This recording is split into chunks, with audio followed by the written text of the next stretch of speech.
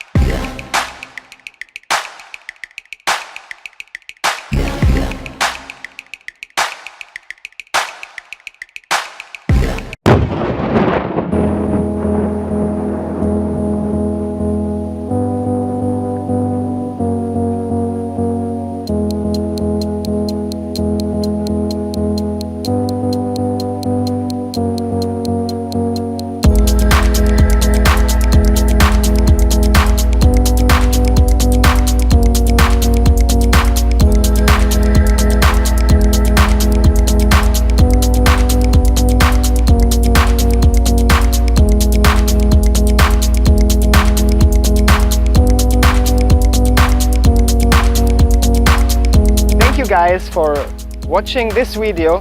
I hope you enjoyed, and if you like this channel, please don't forget to subscribe. Hope to see you again next time.